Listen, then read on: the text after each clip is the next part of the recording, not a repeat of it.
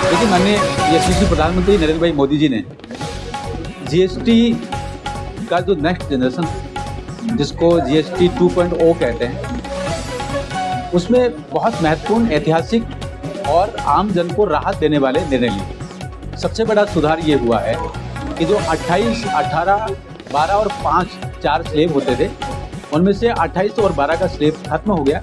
उसका परिणाम ये हुआ कि 12% का जो जीएसटी की दर हटाने की वजह से जो आइटम थे, उसमें 99% आइटम में जो टैक्स की दर है वो कम हुई है। इसका मतलब ये हुआ कि महंगाई से राहत मिली है और परिवारों में बचत भी बढ़ेगी। 28% जीएसटी वाली जो दर है, उसमें जितने भी आइटम्स थे, उसमें लगभग 90% आइटम का जीएसटी कम हुई है, टैक्स कम हुआ है, उसमें राहत मिलती हुई दिखती है।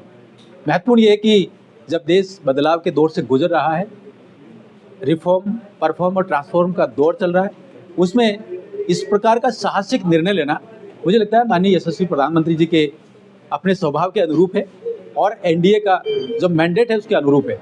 आपको स्मरण होगा 15 अगस्त को लाल किले से जब माननीय प्रधानमंत्री जी का उद्बोधन था, तब उन्होंने कहा था कि जनता को राहत देने के लिए वो एक बड़ा सुधार लाएंगे। मुझे लगता है उन्होंने जो कहा वो किया। सरकार का धन्यवाद है, आभार है। अब इसमें जो समाज पर असर पड़ेगा, उसमें 2-3 बिंदु बहुत महत्वपूर्ण है। नंबर 1, किचन में जो सामग्री आती है, माता बहनों की चिंता का विषय होता है, वो सभी सस्ती हो रही हैं। लाइफ इंश्योरेंस वो सस्ती हो रही, मेडिसिन उससे रिलेटेड जो चीज़ें हैं उसमें सस्ती हो रही है। एमएसएमई, उसमें राहत मिलने वाली बात आ रही है।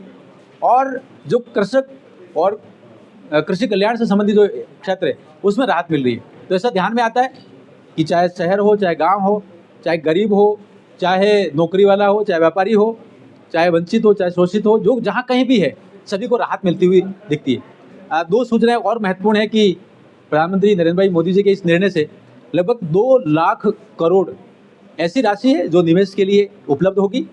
उससे ज़्यादा निवेश होगा, ज़्यादा प्रोडक्शन होगा, ज़्यादा नौकरियाँ खुलेंगी। तो जो टैक्स पेयर का जो एक रेंज है वो बहुत वाइडर होगी। उसकी वजह से जो कम दर पर टैक्स पे करने वालों की संख्या बढ़ेगी। मुझे लगता है राष्ट्र तेजी से आगे बढ़ रहा है। यशस्वी प्रधानमंत्री जी को प्रणाम। खास बात ये कि जो सुमित्रा मिश्रा को दूर है, उन्होंने एक बयान दिया, उसके बाद पूरा विवाद हो गया। अभी तक आरटीओ से कोई बयान नहीं आया, केवल एबीवीपी सामने वहाँ प्रदर्शन किया।